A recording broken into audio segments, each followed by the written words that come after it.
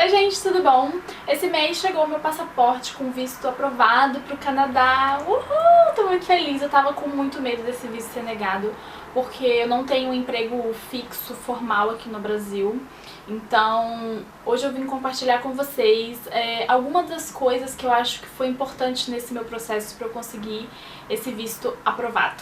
Então vamos lá. Bom, a primeira coisa que eu queria compartilhar com vocês é a minha linha do tempo, porque foi uma das coisas mais importantes para eu manter a calma, segurar a ansiedade e pensar, não, tá tudo bem, tá tudo certo, porque as pessoas compartilham muito nos grupos do Face, né, a linha do tempo, como é que foi o processo, que dia recebeu, pedido de exame, blá blá blá.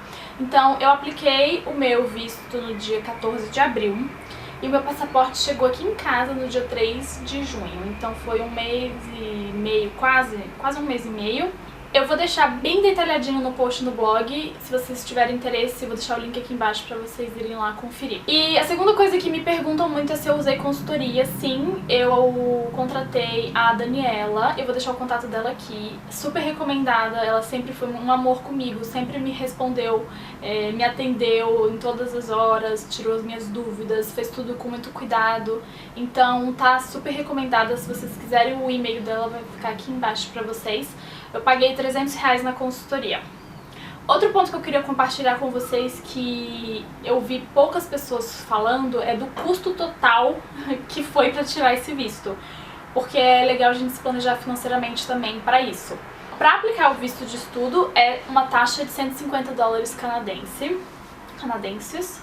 Depois disso vem os exames, e eu paguei R$670 nesses exames. Esse valor inclui a consulta com o médico credenciado do consulado, o exame de sangue, de urina e o raio-x do tórax, R$670. Não aceita por convênio nem nada, porque tem que ser tudo credenciado do consulado canadense. E a última taxa foi a taxa de envio do passaporte. Eu moro em Brasília, então eu enviei pelos correios e chegou na minha casa e eu paguei R$109,43. Mais os 300 da consultoria, mas como a consultoria é opcional, fica aí os valores pra você ter uma noção do quanto você vai gastar só com visto de estudo. Agora eu queria compartilhar com vocês o que eu considero ser as 3 coisas mais importantes que você precisa estar bem atento para aumentar as suas chances de ter o visto aprovado, independente da sua situação, se você é freelancer, autônomo, trabalho fixo e tal. A primeira coisa é informação. Busque a maior quantidade de informação possível no site oficial do governo, com pessoas que já passaram pelo processo. Quanto mais informação, melhor. Essas informações elas vão ser a base para você se preparar para todo o processo, em questão de documentação, de organização, de pegar valor que comprove as coisas que você tem que comprovar.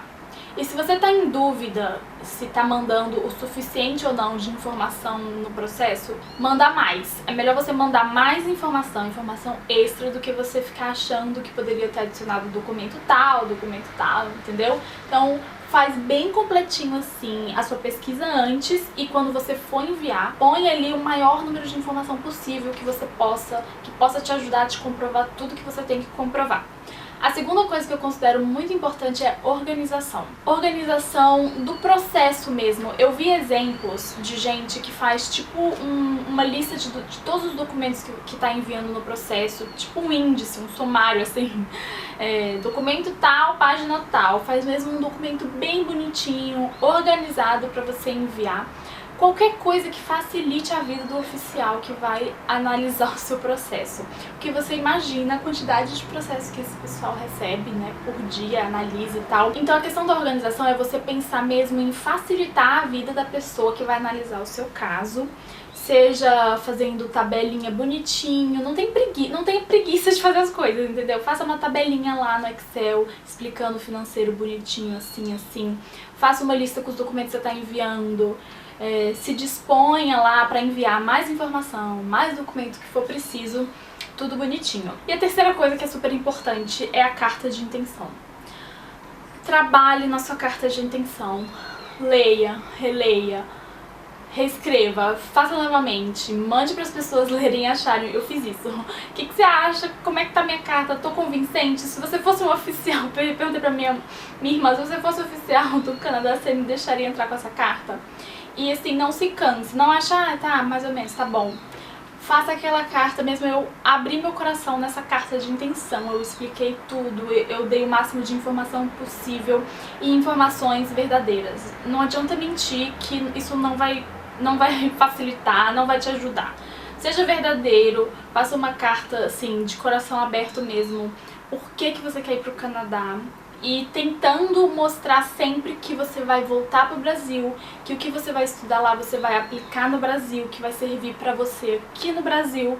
Então na minha carta de intenção, eu contava sempre assim, vai ser um curso muito bom porque não tem aqui no Brasil, porque vai me adicionar muito, vai adicionar muito aqui no Brasil, no mercado brasileiro. Então eu tava sempre focando aqui pra puxar o vínculo, que era o meu maior medo, não conseguir comprovar o vínculo, não conseguir comprovar que eu queria voltar, que eu iria voltar pro Brasil depois de estudar. Não tenha preguiça de escrever uma carta. E aí foi assim, eu escrevi essa carta em inglês, porque eu quis escrever em inglês. Se eu não me engano, você pode escolher, você pode escrever em português ou em inglês.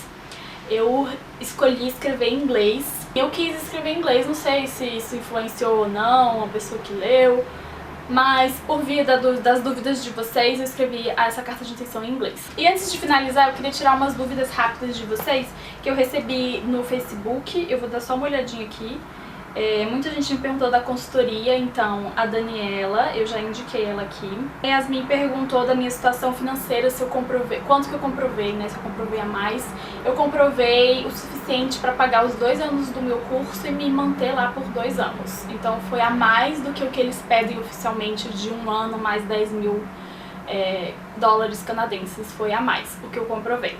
A Bárbara perguntou se eu enviei algum documento específico do meu freelancer, de como que eu ganho dinheiro. Eu mandei o meu contrato do YouTube e o meu PayPal, por onde eu recebo os pagamentos da lojinha online, os pagamentos do YouTube, das coisas online eu recebo pelo PayPal. Então eu mandei só essas 2 coisas, o que pra mim é muito pouco, porque eu não tenho mais de onde tirar, eu não tenho contrato. Quando eu atendo consultoria, por exemplo, eu não faço contrato, não recebo nota fiscal, não tenho CNPJ, não tenho nada. Então, pra vocês verem a minha situação. Eu mandei o máximo que eu podia pra comprovar de onde entra o dinheiro na minha conta.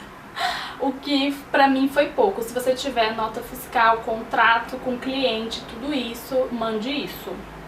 E muito mais do que você tiver. Algumas pessoas me perguntaram em relação ao meu college. Eu vou estudar no Humber College em Toronto, vou fazer o curso de Fashion Arts, o diploma.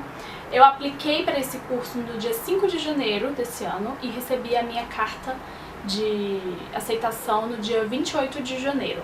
Algumas pessoas falaram, poxa, você mandou muito cedo, eu tô atrasada.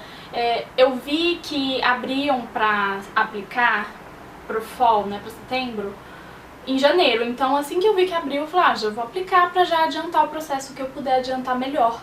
Tanto que eu recebi agora, eu só vou em setembro, né? Então eu tenho esses 3 meses aí meio livres, digamos assim, pra poder organizar todo o resto pra viajar. E por último, a Juliana perguntou do meu nível de inglês. Eu formei em inglês em 2008. Em 2010 eu fui fazer um intercâmbio em Vancouver, fiquei 8 meses lá. Fiz 4 meses de curso de inglês lá e 4 meses trabalhando num hotel. Isso fez o meu inglês, e do que eu achava que era avançado, pra ir realmente, você sabe falar inglês, querida. Isso sim é falar inglês, isso sim é entender o que você está falando. Mas depois que eu voltei pro Brasil em 2011 e eu tô meio que sem fazer inglês desde então, sem fazer nenhuma aula de conversação. E eu senti muito quando eu fui estudar pro IELTS que eu perdi muito vocabulário, muita pronúncia, porque isso você só pega mesmo estando lá no dia a dia, ouvindo inglês todos os dias, ouvindo os diferentes sotaques. Eu já fiz um vídeo sobre IELTS e eu dei também uma dica, acho que foi no vídeo de perguntas e respostas de vocês, que eu falei que o que me ajuda muito é assistir esses vídeos no YouTube de pessoas que falam inglês de diferentes partes do mundo. Então eu sigo um casal de australianos, gente que mora na Inglaterra, americano, então eu ouço diferentes sotaques o tempo inteiro de inglês. Isso vocês vão sentir muito quando você chega, ainda mais em Toronto, que é uma cidade que todo mundo diz que tem gente do mundo inteiro e você acha que você sabe falar inglês, aí você faz amizade com um coreano, com um indiano e você fala assim, gente, eu não estou entendendo nada. Isso não é inglês. Mas a gente acostuma, é questão mesmo de acostumar a ouvir diferentes sotaques. E é uma dica legal, então, se vocês fuçarem aqui no YouTube alguns canais internacionais pra gente ir treinando o sotaque, é muito importante. Faz uma diferença muito grande. Bom, então acho que era isso que eu queria compartilhar com vocês. Eu vou deixar então a linha do tempo completinha, do dia que eu apliquei pro college até o dia que chegou o passaporte aqui no post no blog. Se vocês quiserem saber mais informações completinhas também vai estar lá, o link vai ficar aqui ou aqui embaixo.